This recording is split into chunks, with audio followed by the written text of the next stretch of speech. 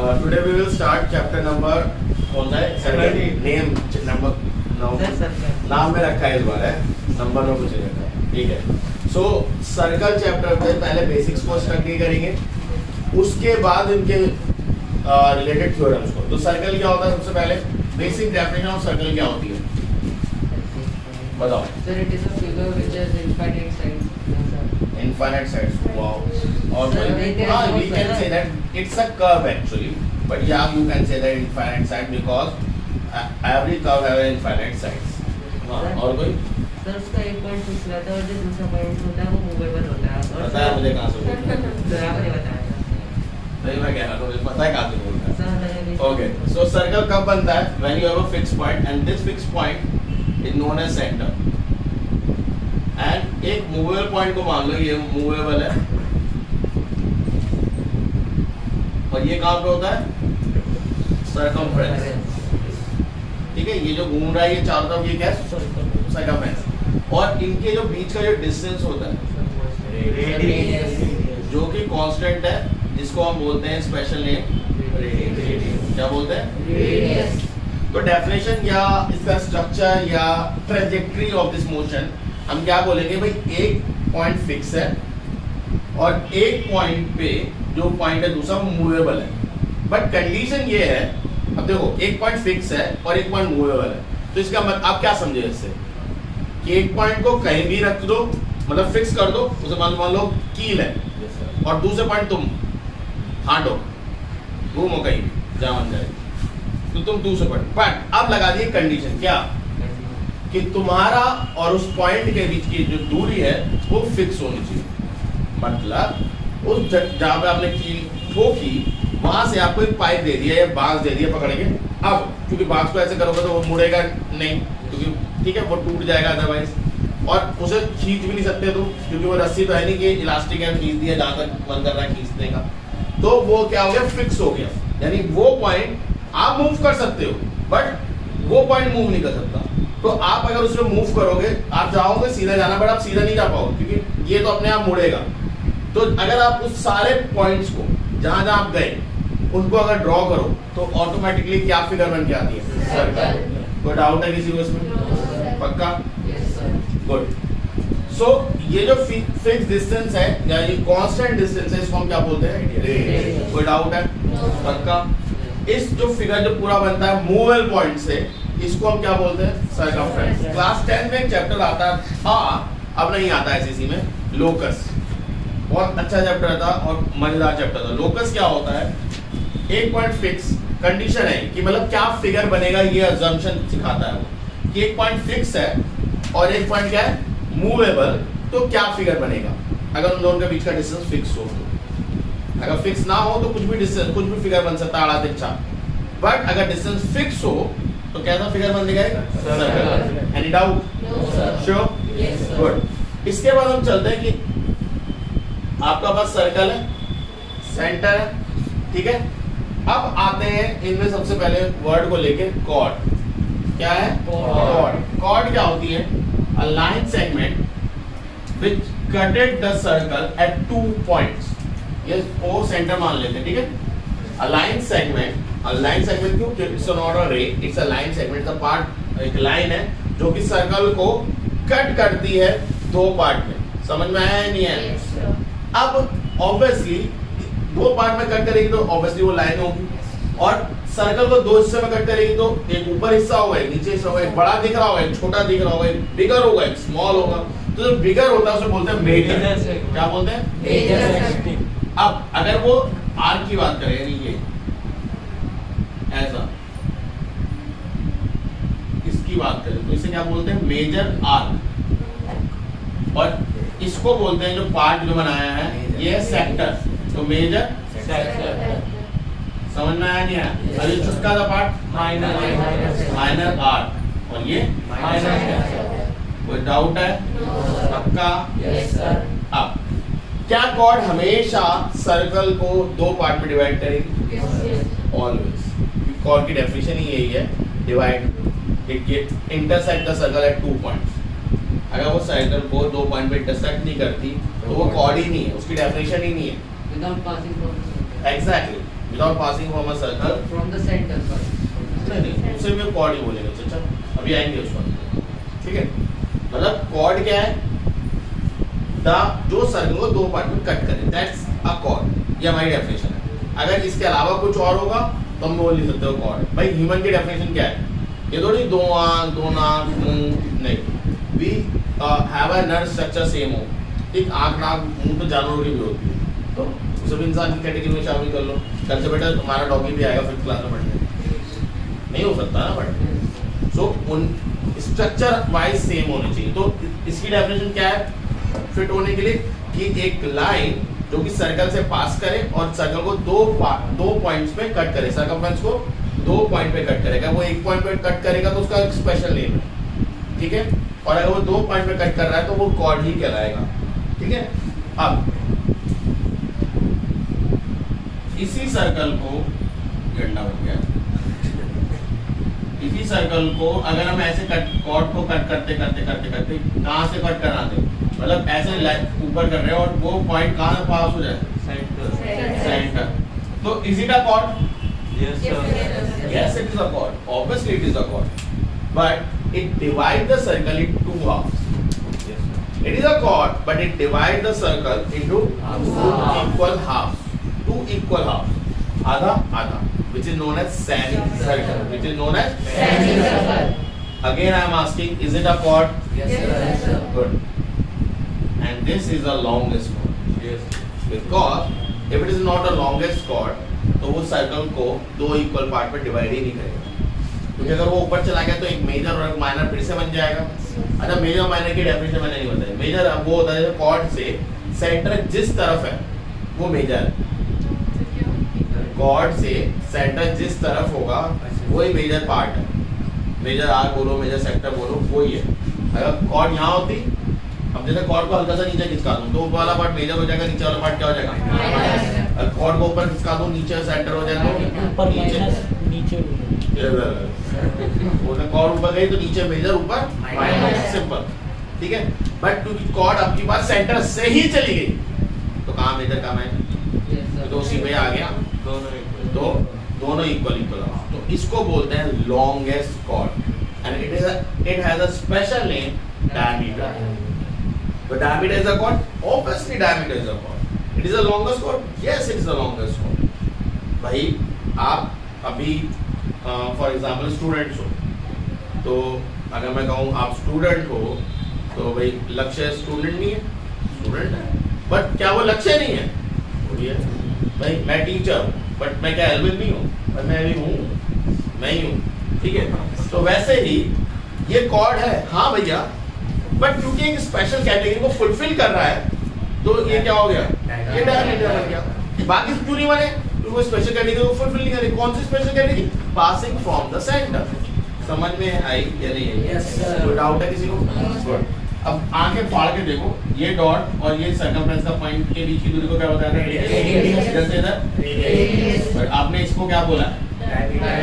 तो डायमीटर क्या 2 रेडियस को मिला के नहीं बना? Yes, sir. R square. R square नहीं, 2R। Very good, very good. Sorry. R square differentiate करके 2 को आगे ले। Diameter is twice of radius. Diameter is Twice of radius. Any doubt? No, sir. Sure? Yes, sir. पक्का? Yes, sir. Pause कर ले। Okay, क्या दिख रहा है डायग्राम में?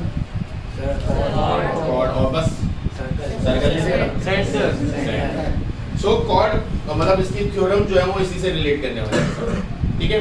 वो कह रहा है कि एक लाइन है जो कि इसको जोड़ रही है।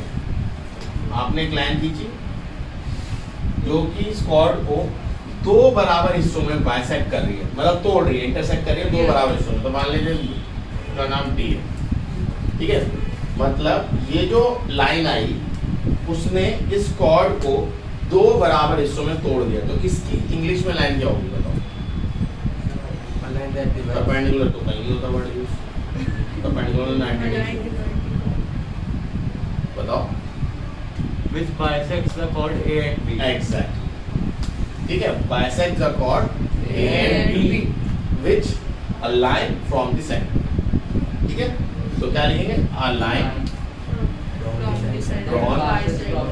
drawn from the center and divides and sent एक सेकंड लिख लूँ मैं drawn from the center bisect if bisect the chord AB at D, ठीक है। AB chord B लिख सकते हो, ठीक है, क्योंकि अगर जनरल बात है तो हमें नहीं पता होगा कौन सा पॉइंट है, तो chord bisect the chord। अभी हमें सिर्फ इतना पता है, मैंने क्या बोला कि सेंटर से कोई लाइन आई और जो ऑलरेडी कॉर्ड थी उसको उसने दो बराबर हिस्सों में क्या कर दिया, बाइसेक्ट कर दिया। तो दो बराबर हिस्सों में बाइसेक्ट करा तो then that chord is perpendicular to the line. समझ में Yes, sir. कि ये कॉर्ड, सुनो ध्यान से, मैं ब्लू पेन से जो ब्लैक से जो लिखूंगा वो है जो यहाँ पे गिवन है। अगर ये लाइन आई, इसने इस कॉर्ड को बाइसेक्ट वाली पॉइंट पे ही जोड़ा तो ये लाइन परपेंडिकुलर होगी, समझ में आया, 90 डिग्री होगी, यानी उस कॉर्ड के साथ 90 डिग्री बना रही है। Now we have to prove it. ये तो सिंपल थ्योरम होगी, ठीक है। अब इसका एप्लीकेशन बड़ा सिंपल है, बहुत सिंपल एप्लीकेशन। कि मान लो ये कॉर्ड थी 8 सेंटीमीटर की, ये 4 हिस्सों में टूट गई तो एंगल कितना हुआ, 90। अगर टोटल 6 की थी 3 में टूट गई तो एंगल कितना हुआ, 90। अगर टोटल कॉर्ड 10 की थी 5 में टूट गई तो एंगल क्या हुआ, 90। सिंपल, समझ में आया, एप्लीकेशन समझ में आ रहा है। अब इसको प्रूफ करना है हमें कैसे, तो सबसे पहली चीज के लिए आप इनको जोड़ो, ठीक है। तो सबसे पहले आपको क्या बात मिल रही है कि in triangle AOD and triangle BOD, ठीक है। क्या AO equals to BO नहीं है? Yes, sir. रेडियस, क्योंकि दोनों के दोनों क्या है, Radius. पक्का? Yes, sir. Good. और OD equals to OD common है, Yes, sir. और AD equals to BD है, Yes, sir. ये गिवन है। क्योंकि हमने बोला था कि ये लाइन जो आगे जुड़ रही है डी पे, इसने इस दोनों लाइन को क्या करा है, बराबर बाइसेक्ट करा है। ये गिवन वाला पॉइंट है, यहाँ तक ये गिवन वाली कंडीशन है। ये मैं राइट साइड लाइन कर रहा हूँ, ये सारी गिवन कंडीशन है। देन के बाद जो है वो है जो थ्योरम का कंक्लूजन होता है। ये क्या था, ये गिवन पार्ट है। कंक्लूजन क्या निकला, मतलब अगर ऐसी कोई लाइन आगे जोड़ रही है तो वो क्या होगी, परपेंडिकुलर होगी। ये कंक्लूजन है, ठीक है। समझ में आ रहा है कंक्लूजन क्या होता है, थ्योरम क्यों यूज करते हैं कि भाई ये सब चीजें आपने देखी, ये है तो ऐसा होगा। समझ में आ रहा है, आपको पता है ना प्रैक्टिकल एक्सपेरिमेंट्स कैसे होते हैं फिजिक्स में, केमिस्ट्री में। आप कुछ एक्सपेरिमेंट करते हो, आप कुछ कंक्लूजन पे आते हो, ऐसा हुआ, अच्छा एक और करके देखते हैं, अच्छा ऐसा हुआ, आप पे तो पक्का यही है। समझ में आ रहा है, तो वही चीज है कि अगर कोई लाइन आपने तोड़ी जिसने इस कॉर्ड को दो बराबर इसमें तोड़ा तो इट शुड बी परपेंडिकुलर। ये कंक्लूजन है, जो छोड़ दिया अंडरलाइन होने से, ये क्या है, कंक्लूजन। तो कितनी बात समझ में आई? अब मुझे बताओ, ये भी साइड है, ये भी साइड है और ये भी साइड है, तो कौन से से कॉम्पोनेंट होंगे, कौन सी प्रॉपर्टी से कॉम्पोनेंट होंगे दोनों ट्रायंगल? डिवाइड देखें कितना पड़ेगी, 7वीं 8वीं 9वीं में कौन से होंगे, बताओ कॉम्पोनेंट। वाह,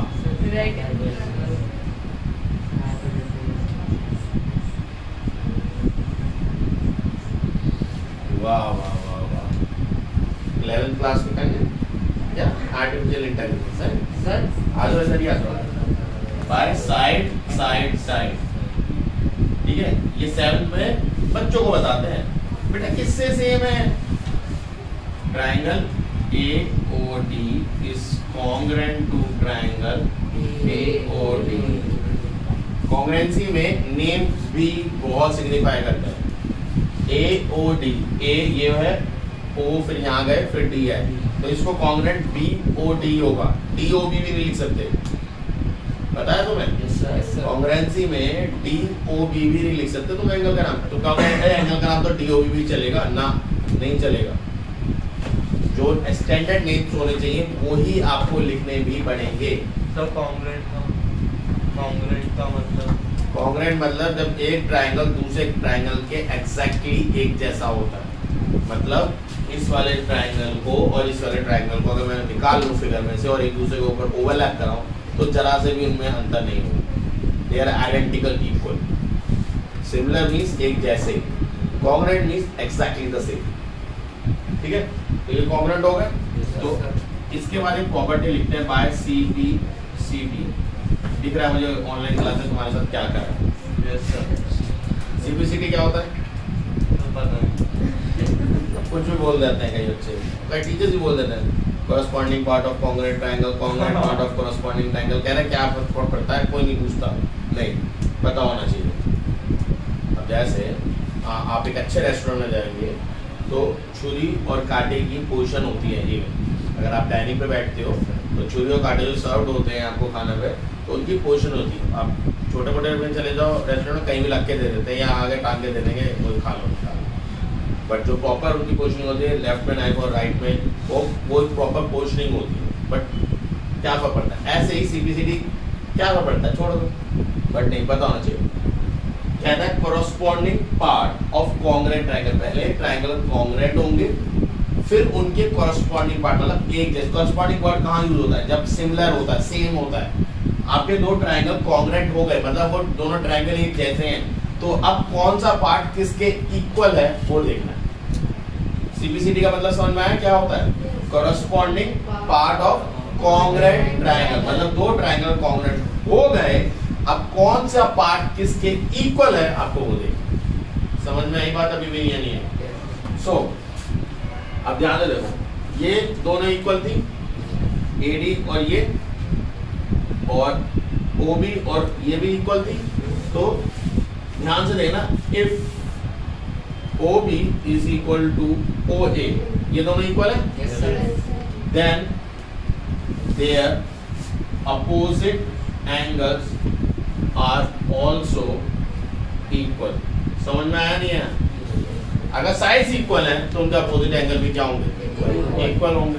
तो यानी ये एंगल अगर x मान लो तो ये भी एंगल x होगा, क्योंकि देखो ये OB है, ये AO है, इसके अपोजिट एंगल ये वाला ही होगा और इसके अपोजिट। इस एंगल का नाम क्या होगा? ADO। एंगल का नाम क्या है?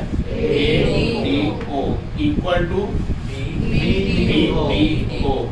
चलो ये इतना तो पता है, इसको x मान, ठीक है? अच्छा बस। तो सर ये 90 कैसे प्रूव हुआ? अभी कहाँ हुआ? मैंने कहा बोला अभी CPCT ने सिर्फ प्रूफ क्या करा है, ये दोनों इक्वल है। बट साथ ही साथ क्या angle ADO plus angle BDO equal to 180 नहीं है? Yes sir. कौन सी प्रॉपर्टी? लीनियर पेयर बोल दो। यस सर जरूर बोल दिया, बस पता है मैंने यानी सर। स्ट्रेट लाइन एंगल बोल दो, सप्लीमेंट्री एंगल बोल दो, क्योंकि स्ट्रेट लाइन है ना तो इनका सम क्या होगा? 180। स्ट्रेट लाइन एंगल बोलो, लीनियर पेयर बोलो, सप्लीमेंट्री एंगल बोलो, एक ही बात हो। सप्लीमेंट्री एंगल्स याद है कभी किसी ने पढ़े होंगे 7वीं में 6ठी में। दो एंगल जिनका सम 180 होता है उन्हें सप्लीमेंट्री कहते हैं। कॉम्प्लीमेंट्री जिन दो एंगल जिनका सम 90 डिग्री होता है। बट हम स्कूल में हमारे टीचर्स कैसे सिखाते हैं? बेटा कॉम्प्लीमेंट्री निकाला 90 से माइनस कर दो, यस सर। सप्लीमेंट्री निकाला 90 से 180 से माइनस कर दो। मतलब नहीं बता रहा कि सप्लीमेंट्री एंगल है क्या। वो दो एंगल जिनका सम 180 होगा उन्हें सप्लीमेंट्री एंगल्स कहते हैं। वो दो एंगल जिनका सम 90 डिग्री होता है उन्हें कॉम्प्लीमेंट्री एंगल्स कहते हैं। तो अगर एक एंगल पता है दूसरा निकालना होगा तो कॉम्प्लीमेंट्री के लिए 90 से ही माइनस करना पड़ेगा। पर वो मेन तरीके पे ध्यान देते हैं। होते क्या है छोड़ दो, समझना? तो अब समझ में आया कॉम्प्लीमेंट्री स्ट्रेट लाइन या सप्लीमेंट्री या लीनियर पेयर क्या तमीज है? ये वो है कि इन दोनों का सम क्या होगा? 180। ठीक है। अब ADO क्या था? x, ये भी क्या है? x। तो x प्लस x कितना हो गया? 180 तो गया नहीं है। x की वैल्यू कितनी आ गई? 90 डिग्री। तो ये जो एंगल आए यानी एंगल ADO और BDO इक्वल टू। अब ध्यान से सुनना, हमने कहाँ से बात शुरुआत करी थी? हमने शुरुआत करी थी इस लाइन से, ठीक है? ये तो है a line drawn with bisects obviously ये वाली लाइन, ठीक है? जो बाइसेक्टर मतलब ये बाइसेक्टर पे जुड़ी जाके, उससे हमने कॉन्ग्रेंट प्रूफ करा। कॉन्ग्रेंट से सीपीसीटी से हमने बोला ये दोनों एंगल इक्वल है, और क्योंकि ये दोनों एंगल स्ट्रेट लाइन एंगल है तो इनका सम 180 होगा, जहां से हमारा इनका हर एक का वैल्यू क्या निकल गई 90। तो हमने कंक्लूजन बोला यस कि अगर कोई लाइन सेंटर से गिर रही है कॉर्ड पे जो कि बाइसेक्ट करे उस कॉर्ड को, तो yes that line should be perpendicular to a chord. दोबारा आम हिंदी भाषा में, अगर कोई लाइन गिर रही है कॉर्ड पे ऐसे पॉइंट पे जहां पे इसने क्या करा बराबर बराबर दो हिस्सों में तोड़ा, तो ये जो लाइन गिरी है जिसने जो एंगल बनाया ये 90 डिग्री होगा। समझ में आया या नहीं आया? कोई डाउट है किसी को? पक्का नहीं है पूरा? मैंने तो सिंपल सी चीज बोली जो यहाँ भी बोली मैंने पहले। पढ़े यहाँ पे क्या लिखा? Centre bisect the chord. Bisect का मतलब पता है? पूछा क्यों नहीं फिर यहाँ पे? बाइसेक्ट का मतलब बराबर बराबर हिस्सों में तोड़ना, AD और DB बराबर। फिर वहाँ यस सर क्यों बोल रहा था प्रूफ में? जो AD और DB बराबर होते हैं इनको कहते हैं हम बाइसेक्ट, मतलब जो बराबर बराबर हिस्सों में टूटने को कहते हैं, ठीक है? इन्हें क्या कहते हैं? बाइसेक्ट। तो कह रहा है अगर एक लाइन जुड़ी जो कि बाइसेक्ट पॉइंट पे है तो ये 90 डिग्री होगी, बस इतनी सी बात है। ओके, सेकंड थ्योरम क्या कहती है कि एक लाइन परपेंडिकुलर गिरी, कैसे गिरी? मतलब 90 डिग्री बनाया, ठीक है? पक्का? Yes sir. ये बाइसेक्ट करेगी। ये पहली वाली की कन्वर्स है। उसने परपेंडिकुलर नहीं गिराया था, उसने कहा था बाइसेक्ट पे गिरी तो परपेंडिकुलर थी। इसने क्या बोला है? परपेंडिकुलर गिराओ तो बाइसेक्ट कर देगी। समझ में आया? यानी इसकी क्या होगी? If line passing from centre is perpendicular, perpendicular का सिंबल पता है ना? टू कॉर्ड, क्या होता? ऐसे 90 डिग्री, ठीक है? ये लाइन गिर रही है और ये नीचे, perpendicular to chord, then it bisect the chord. मतलब कि अगर if line is passing from the centre is perpendicular to the chord, अगर ऐसा है कि एक लाइन जो सेंटर से पास कर रही है जो परपेंडिकुलर है, तो वो कॉर्ड को क्या करेगी? बराबर बराबर दो हिस्सों में तोड़ देगी। तो इस पॉइंट पर D मान लूं, ठीक है? अब की बात सिचुएशन थोड़ी थोड़ी डिफरेंट है। कैसे? AO equals to BO, yes sir. Radius, ये तो इक्वल होने ही होने। OD equals to OD, common, ये भी इक्वल होने होने, ठीक है? और angle ODA equals to angle ODB equal to 90 degree, ये गिवन है क्योंकि उन्होंने बोला है वो 90 डिग्री है, परपेंडिकुलर है, तो it should be given. So क्या बोलेंगे? By RHS triangle AOD is congruent to triangle DOD। RHS क्या? Right angle hypotenuse side. देखो ये राइट एंगल है 90 डिग्री, हाइपोटेनस उनके अपोजिट कौन सी होती है? ये हाइपोटेनस है, OB हाइपोटेनस है और AO हाइपोटेनस, तो ये भी इक्वल है। और OD क्या है? साइड है। तो ये कौन से प्रॉपर्टी से कॉन्ग्रुएंट हुए? RHS, right angle hypotenuse side. कोई डाउट है किसी को? कॉन्ग्रुएंट हो गए यहाँ कौन पे से? RHB क्यों नहीं बोला? RHB बेस पूछ रहा है, बेस, बेस क्यों ले रहा है? ये बेस नीचे वाला होगा। बेस अभी आया बाय CPCT। फुल फॉर्म क्या बताइए CPCT की वजह? Corresponding कॉन्ग्रुएंट ट्रायंगल, ठीक है? तो दो ट्रायंगल कॉन्ग्रुएंट हो गए, एक के ऊपर एक रख दिया, सब कुछ हो गया बाय CPCT। अब ध्यान से सुनना, मैं बहुत सिंपल सीधी बात बता रहा हूँ। अभी ये वाली बात हमें नहीं पता कि ये दोनों साइड्स इक्वल आएंगे, है ना? अभी ये नहीं पता, नो सर। हमें बस ये पता है भाई। अब मुझे बताओ ये 90 डिग्री है, यस सर। ये और ये एंगल इक्वल है, ओ सॉरी ये साइड दोनों ट्रायंगलों में, तो इसके अपोजिट एंगल भी तो इक्वल होगा, ये वाला एंगल और ये वाला एंगल भी तो इक्वल होगा।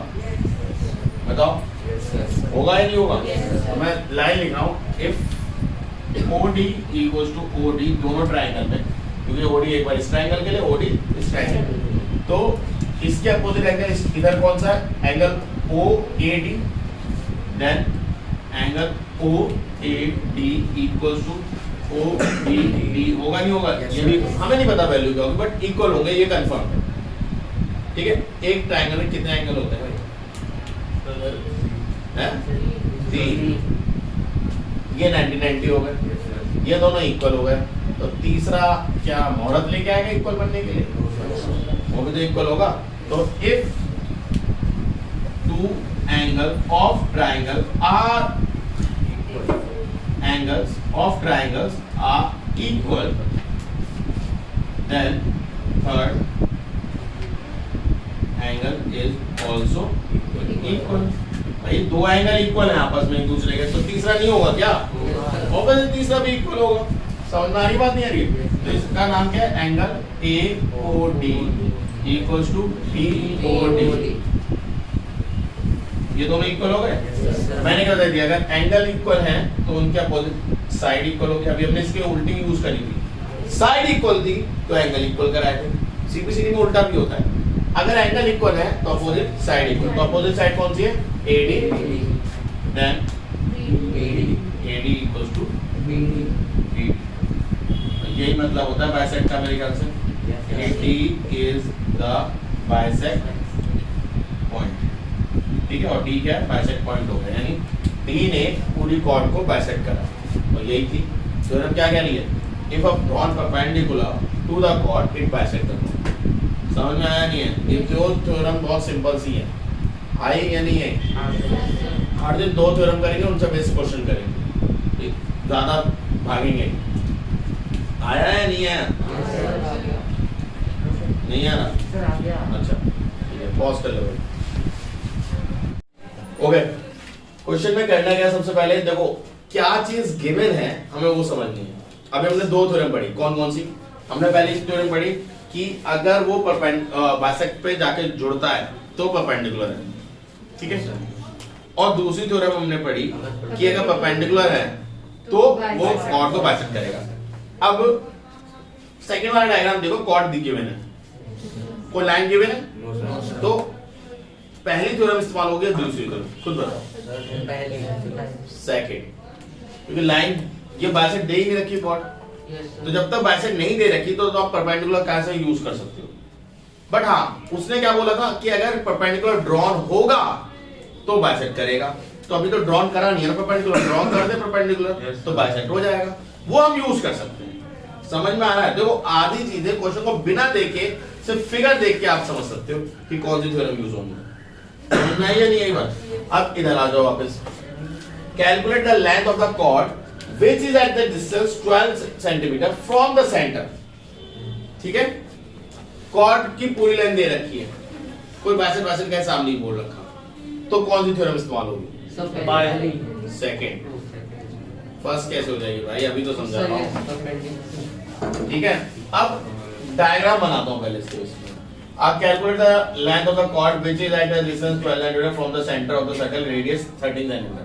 तो एक सर्कल को मान लो ऐसे, एक सर्कल है, यस सर, सेंटर है उसका, और एक कॉर्ड है 12 सेंटीमीटर। ठीक है, ए बी। ठीक है, जब वो बोलता है तुमसे रेडियस 13 है तो इसका मतलब ये लाइन 13 है। Yes sir. 13 सेंटीमीटर ये लाइन ही तो है radius. Calculate the length of the chord, total length चाहिए मैं कॉर्ड की, which is at the distance। जब ये लाइन ये बोलता है ना which is at the distance, यानी distance from the center। distance from the center का मतलब क्या होता है? the shortest distance। the distance from the center जब आप ये करें तो आप लिख दें exactly it's a displacement, it's the shortest ये सर distance। मैं वही सोच रहा था। ठीक है, और shortest distance कब होता है? when it is perpendicular। तो इनडायरेक्ट वे में तुम्हें ये क्या दिया? The perpendicular distance. The shortest distance is the perpendicular distance. Shortest distance क्या होता है? परपेंडिकुलर। वरना तो कोई भी डिस्टेंस होता है, मैं तो ये मान लो डिस्टेंस, ये डिस्टेंस कुछ भी हो सकता है डिस्टेंस। बट जब वो बोल रहा है नहीं, you have to take the perpendicular distance. आप कौन सा डिस्टेंस याद करेंगे? Shortest, and that is perpendicular distance obviously. इतनी बात समझ में आई नहीं? ये आपको कितना दे रखा है? ये आपको दे रखा है 12 सेंटीमीटर। कोई डाउट है? अब आप थ्योरम अप्लाई करिए। क्या लिखेंगे आप थ्योरम में? आप थ्योरम में लिखेंगे perpendicular drawn from centre to the chord bisect the chord. बस समझ में आया नहीं है? Yes, sir. आपने परपेंडिकुलर ड्रॉ करा कॉर्ड पे, उसने कॉर्ड को बाइसेक्ट कर दिया, सब खत्म, सीधी सादी बात, कोई ज्यादा बॉडी रॉकेट साइंस नहीं है, बहुत सिंपल है। ठीक है, इसका मतलब AD इक्वल्स टू DB बोलो। Yes, एक तो sir. ये बात भी बोल सकते हो आप, और दूसरी बात आप क्या बोल सकते हो कि AB जो है वो ट्वाइस है AD के या ट्वाइस है DB के, एक ये बात बोल सकते हो। Yes, sir. और एक बात और बोल सकते हो कि AD equals to DB equals to AB का हाफ। तो कहीं भी कोई भी बात यूज हो सकती है। तो अभी हमारे पास फिलहाल कौन सी बात यूज करनी है, ये वाली, कि ये बराबर बराबर है। ठीक है, तो टोटल कितनी है, टोटल साइड हमें नहीं पता, Yes, तो अभी मैं सिर्फ AD को निकाल रहा हूं। Yes, sir. तो इन ट्राइंगल, अब ध्यान देखो, इन ट्राइंगल ADO, ये ट्राइंगल दिख रहा है, Yes, ये RHS नहीं बन गया? Yes, sir. ये भैया ट्राइंगल देखो यार, ये ट्राइंगल ऐसा Yes, ट्राइंगल sir. है, ये 90 डिग्री, ये D, ये O, ये A, ये 13, ये 12, पाइथागोरस में करा होगा ना, तो आप RHS के ये 5 हो जाएगा, ये 5 हो जाएगा डायरेक्ट। Yes, sir. अगर डायरेक्ट आती है, नहीं आती तो अब करके देख लेते Sir, हैं direct क्या होगा। आती AO square equals to AD square plus OD square. AO square कितना है, 13 का स्क्वायर। AD स्क्वायर कितना है, पता 12. नहीं। OD स्क्वायर कितना है, 12 का स्क्वायर। इसका 169 minus 144 equals to 25 का स्क्वायर रूट AD 5। स्क्वायर क्या है, तेल लेने हैं। तो बोला तो उसका स्क्वायर रूट 5। ठीक है, AD equals to under root 25, that means 5। ठीक है, समझ में आया इतना? Yes, sir. अब AD कितनी है, 5। बट क्या AD पूछी हो, उन्होंने तो No, sir. लेंथ पूछी है AB। अब मैंने क्या आपको AB नहीं बताया, AB is twice of AD बोलो या DB बोलो, तो आपने क्या निकाला, AD या DB? Twice of AD। 2 into 5। 10। तो अब तुम्हें करना है क्या है, तुम्हें करना ये है, आपको परपेंडिकुलर गिराना है, कॉर्ड दो बराबर हिस्सों में टूट जाएगी। तो अब दो चीज हो सकती है, या तो कॉर्ड की लेंथ पूछी जैसे इसमें पूछी, या कॉर्ड की लेंथ गिवन होगी तो बराबर बराबर हिस्सों में तोड़ देना। मान लो अगर ये कॉर्ड की लेंथ गिवन होती 10, तो आप क्या कहते हैं, ये 5, ये 12, तो रेडियस नहीं निकाल पाते आप। Yes sir. समझ में आ रहा है नहीं आ रहा है? या डिस्टेंस पूछ लेते हैं आपका, उससे आप कुछ भी पूछ सकते हैं, बट आपको थ्योरम लगानी आनी चाहिए कि ये परपेंडिकुलर गिरा तो इसने बाइसेक्ट करा। अगर आपसे अगर बाइसेक्ट करा और हम लोग कॉर्ड की तो लेंथ ही नहीं पता भाई, अबे तो भाई आधी लेंथ निकालना, बाइसेक्ट है तो आधी लेंथ है, पूरी लेंथ निकालने के लिए ट्वाइस कर देना। समझ में आ रही है बात या नहीं आ रही है? बहुत सिंपल है, कोई डाउट है? अगला वाला देखो क्या कह रहा है, in a given figure the radius of a given circle with the centre C is 6। तो ये 6 क्या है भाई साहब, बताओ पढ़ो। It's a radius, it's not centre, it's a radius. वो कह रहा है in a given figure the radius of a given circle with centre C is 6। ये जो अभी तक पूरी बात बोल रहा है वो कह रहा है एक सेंटर है, एक सर्कल है जिसका सेंटर C है, उसका जो रेडियस है वो 6 है, ये बोलना मांग रहे हो। ठीक है, if the chord AB 3 metre away, सा बोला 3 मीटर अवे, तो obviously it is talking about the shorter distance, so that should be a perpendicular distance। तो ये वाला जो डिस्टेंस है जो 90 डिग्री बन रहा है, ये कितना है 3, और रेडियस कितना गिवन है 6। ठीक है, तो D मान लो। ठीक है, तो इसको जब आप सॉल्व करोगे तो क्या निकल के आएगा, करो करो पॉज कर ले। ओके, क्या कर रहा है, ये एक ट्रायंगल दिख रहा है, राइट एंगल ट्रायंगल, क्या होता है, इसको मैंने बना दिया हाइपोटेनस का स्क्वायर, बाकी दोनों साइड के स्क्वायर के बराबर। पाइथागोरस थ्योरम क्या कहती है, a square a square. Sir क्या हाइपोटेन्यूज का जो स्क्वायर होता है वो बेस और बेस मत बोलो, यहाँ पे बोलो other two sides. Other two तब साइड्स तक बेस परपेंडिकुलर, फिर मुझे समझाना पड़ेगा बस उन दोनों सब। तो CD square plus DB square, ये कितना हो जाएगा, BC स्क्वायर कितना है 6, CD कितना है 3, DB क्या है पता नहीं, DB की वैल्यू निकाली, ये 6 का स्क्वायर 36, 3 का स्क्वायर 9, इसको इधर लाओगे -27, अंडर रूट खोलोगे तो ये आ गया। Yes sir. इसके बाद क्या होगा बताओ, मल्टीप्लाई बाय क्योंकि अभी हमने थ्योरम पढ़ी कि it's a perpendicular then it divides into two equal halves, तो क्या होगा AB AB equals to twice of DB। DB कितनी आई? 5.9. अरे 3.√3 खत्म, 6√3 सेंटीमीटर खत्म। भैया डी अभी क्या पढ़ी थ्योरम तूने कि ये परपेंडिकुलर गिरा तो इसने बराबर बराबर दो हिस्सों में तोड़ा होगा, ये थ्योरम पढ़ी? प्रूफ तो नहीं करना ना, इसे सिर्फ पता होना चाहिए कि परपेंडिकुलर गिरा दो बराबर हिस्सों में तोड़ा तो डीबी का दुगना होगा ये एबी या एडी का दुगना होगा एबी, जो भी बोलना मांगो। तो आपको डीबी तो पता चल गया ना 3√3, तो उसका ट्वाइस कर दो तो पूरी लाइन नहीं आ जाएगी, मतलब ये भी 3√3 है और ये भी 3√3 है, तो कितना हो जाएगा 6√3 खत्म। प्लस कर दो या कुछ मल्टीप्लाई कर दो, जो भी आपको समझ में आ रहा है। भाई ये भी 3√3 है, एडी भी तो फिर वही होगा 3√3, तो अगर 3√3 प्लस 3√3 मतलब √3 को मान लो एप्पल, तो 3 एप्पल प्लस 3 एप्पल 6 एप्पल यानी √3, ऐसे समझ लो बट समझो, ठीक है? रोक ले भाई।